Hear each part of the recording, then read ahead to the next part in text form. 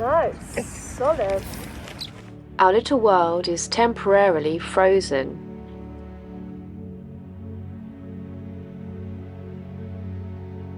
And we are all having to adapt.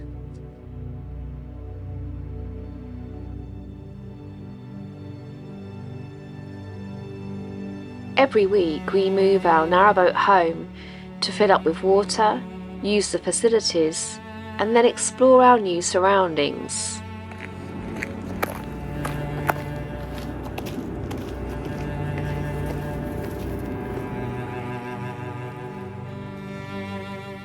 But this week, we can't.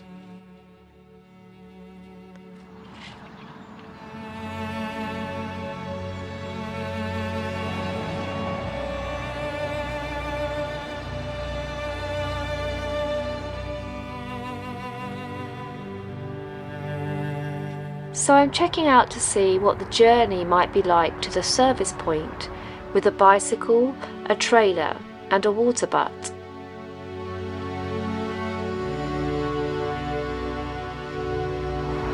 These cobbles will be tricky because I think they're quite slippery.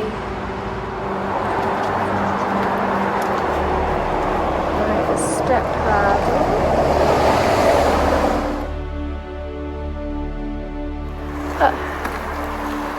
Over the aqueduct. So still not at the water point. So it's going to be quite a long bike ride.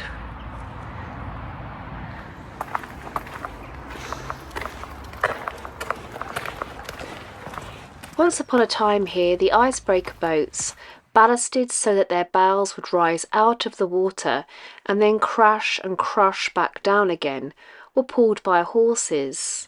It's pure ice. It's really, you can see me sliding. But later on in the 1930s, steam tugs with iron frames bolted to the front were used to do the job instead.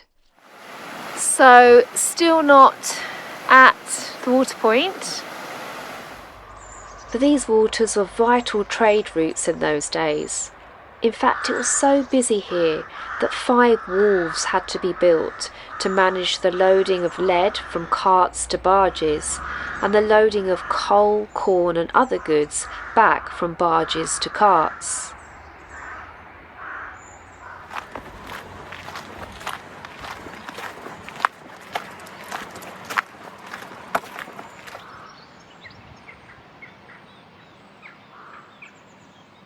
Now I've just walked to here on the map and realised it's just too dangerous for me to wobble and slip along here on a bike with a trailer in order to load up with water. Right, so back we go, Zeph. Let's see if we can ask a kind local for water. I think this is just a bit too far, a bit too icy on the path. Let's just see.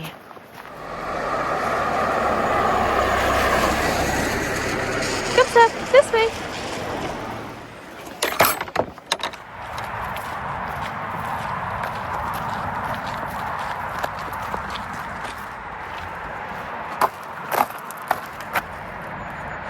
Oh, look, this is really kind of someone. Left a pair of scissors so you can have a free haircut. Are you going to get your free haircut? Well done, guys.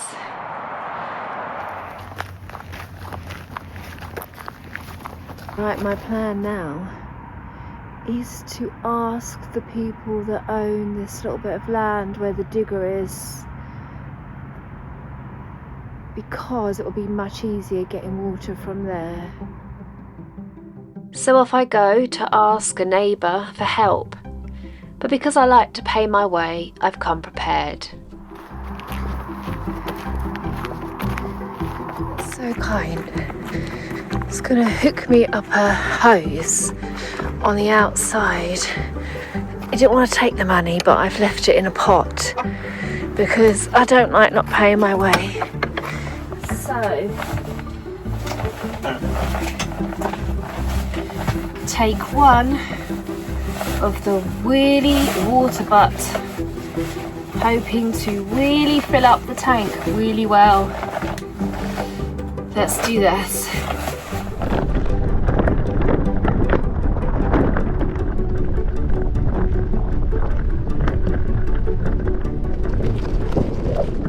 Our aqua roller holds 40 litres of water, so I would like to fill up enough of our tank to see us through for another week at least.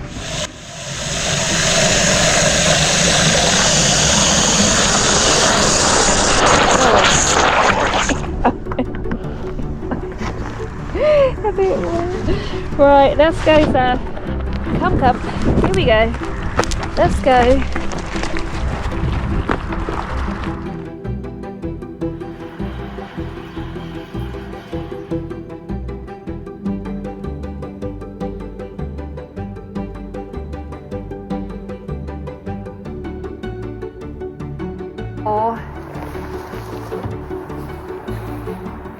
Yeah, when are you going to learn to actually pull a whole big water butt behind you? What do you mean, no? What do you mean that's absolutely ridiculous? It's not ridiculous.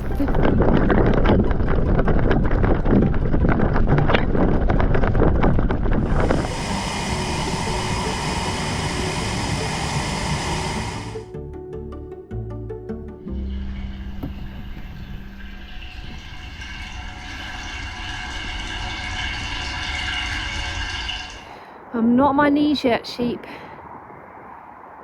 I think I might be looking like that in a minute.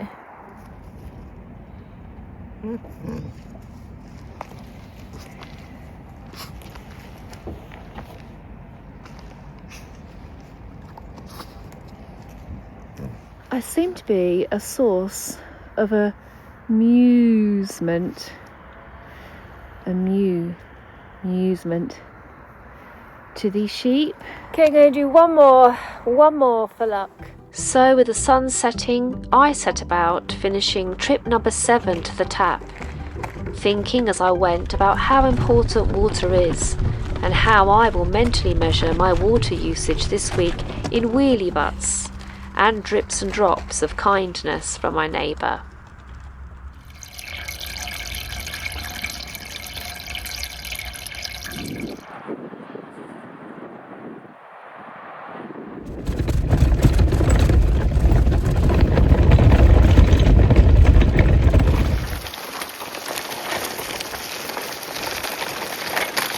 Okay, sir, here we go.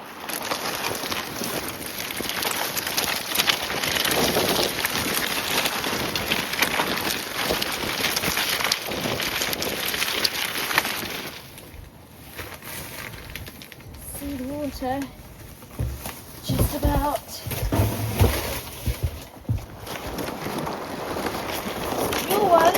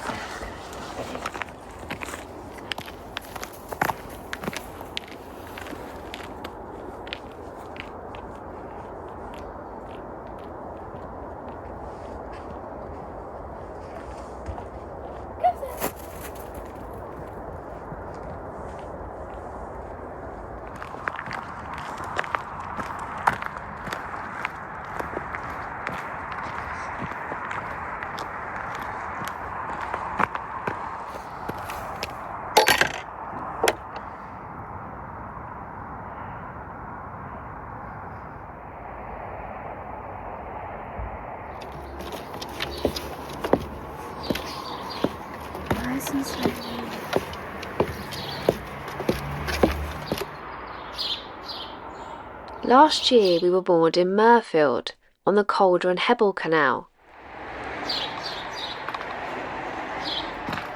and a local gave us a piece of paper with some instructions on it.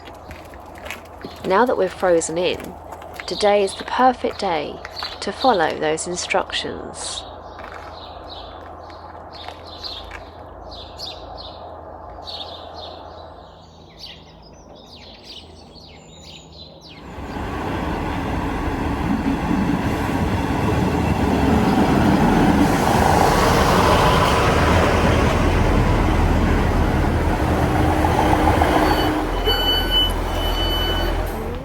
This trip and place, he had said, is one of the most beautiful you'll ever do and you'll ever see in your life.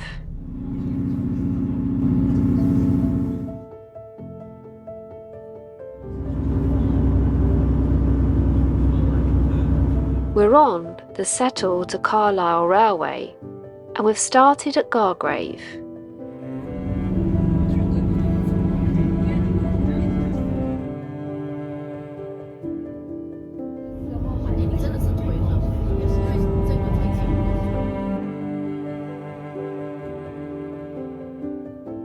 Where we will take in the breathtakingly beautiful Yorkshire Dales.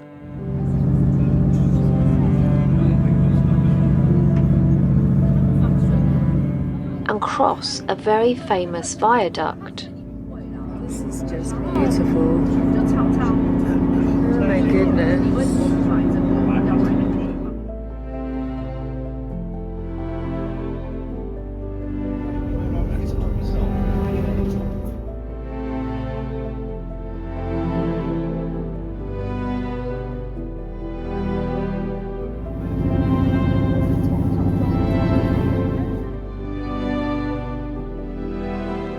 I've absolutely no idea what to expect, and I've deliberately kept all I know to the words written on the little square piece of paper in my hand.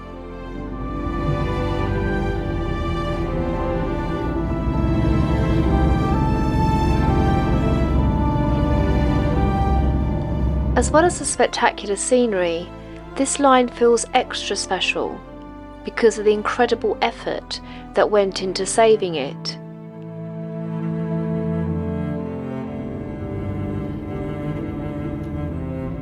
It's not often that a government will reconsider its actions due to public pressure, but the Friends of the Settle to Carlisle line worked tirelessly organising protests, lobbying, raising funds for 8 years until finally they won.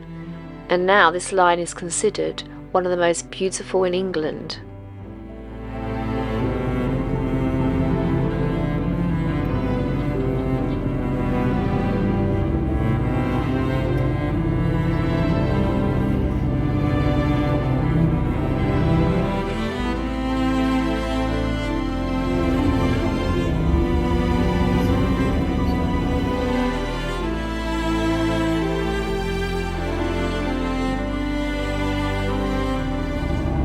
...104 foot high, 24 arches and a quarter-mile long.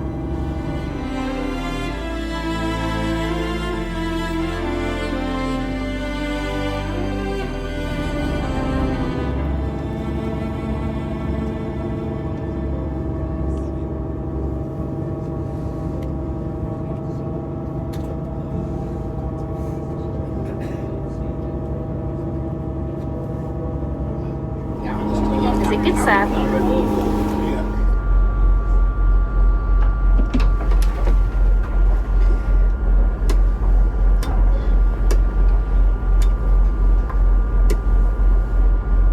Can't be at stake.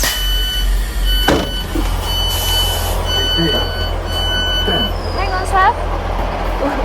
Hang on, Baba. This way, this way. Wow. What a gorgeous station.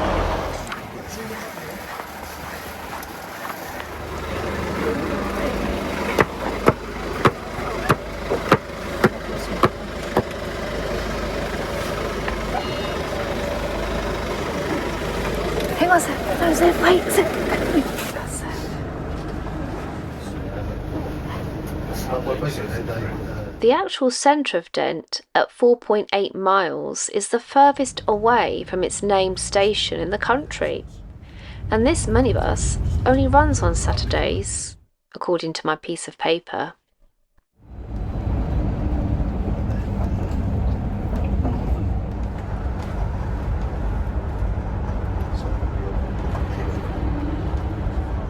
And the journey in is largely downhill, as Dent Station is the highest station in England at 1,150 feet above sea level.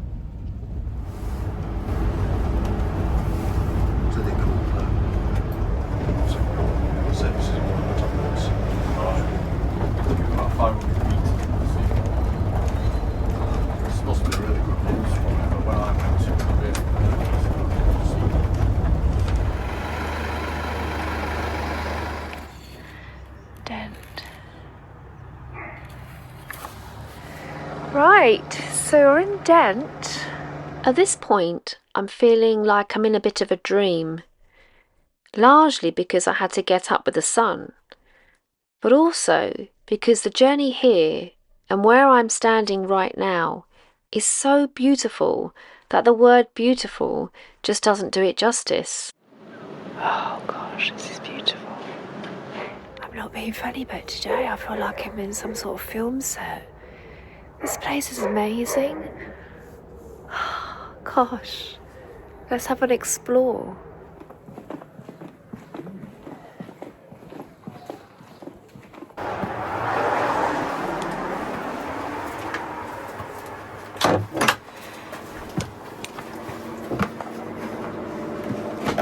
Hi, are dogs allowed in the heritage? Yeah. Oh, brilliant, thank you. And it was here that I learned how Dent was once famous for its knitters, and how the men and women would walk knitting to their farm work in order to make gloves and socks to supplement their incomes. I didn't know their rug colours meant things.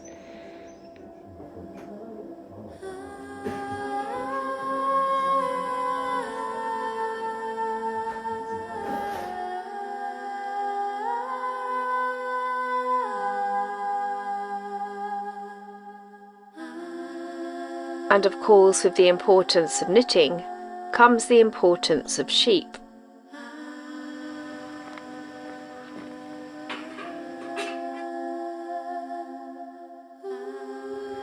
Looks like this sheepdog is being trained. Look at that. That's doing a good job.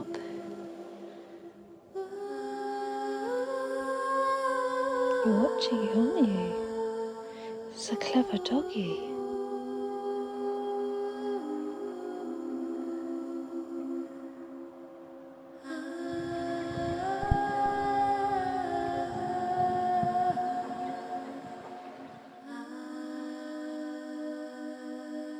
It's another variety of sheep.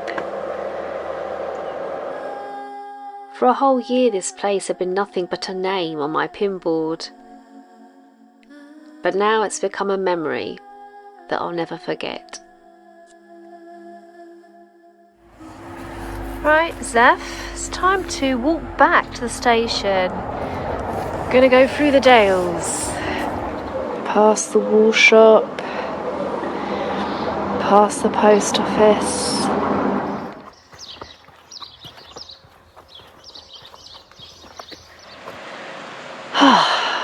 Goodbye, beautiful Dent. You can just see the tail end of a train there. So that's where the train goes. 4 miles. 4 miles left.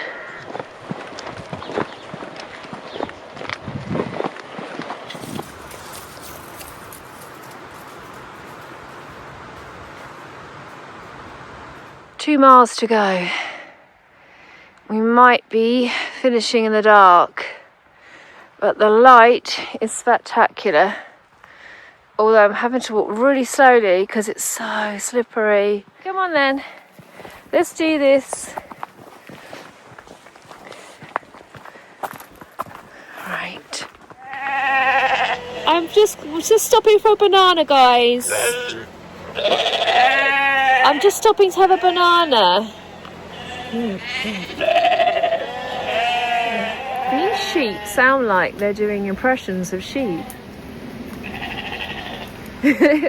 That's how I would do an impression of it. My ancestors were shepherds, guys. Oh!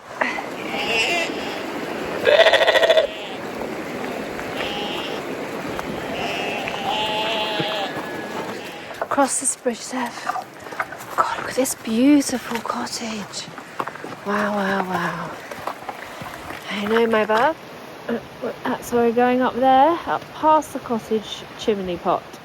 Oh my goodness, they've got red squirrels here. Eyes peeled.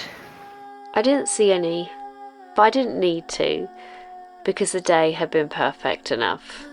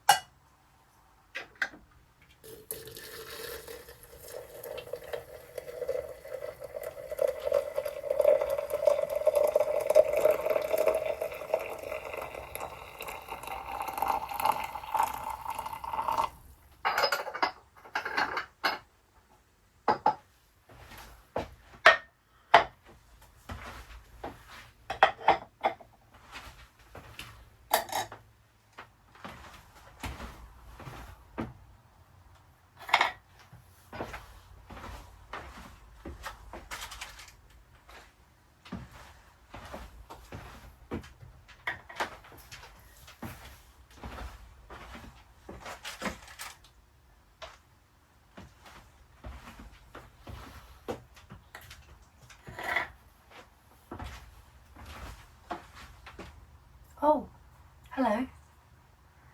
Can I help you? Are you looking for something, Seth? What? Are you looking for something? Oh. Do you want a biscuit? Would you like a biscuit? So I broke that.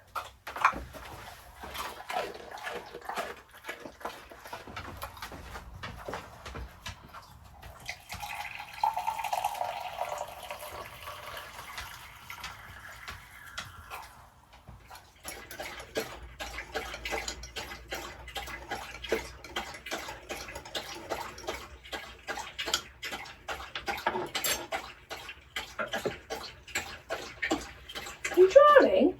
It's a big long drink.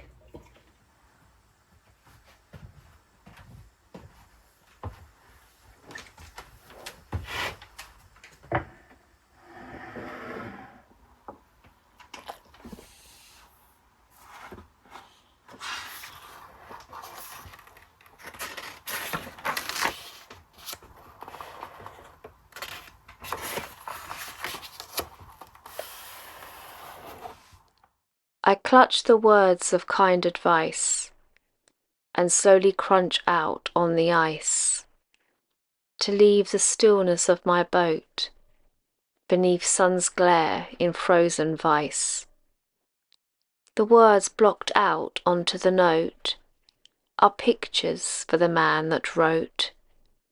I tuck his pictures safe and deep inside the pocket of my coat. But on return in daylight's sleep, I am no more the guided sheep. I pin the note back, yet this time the only pictures there are mine.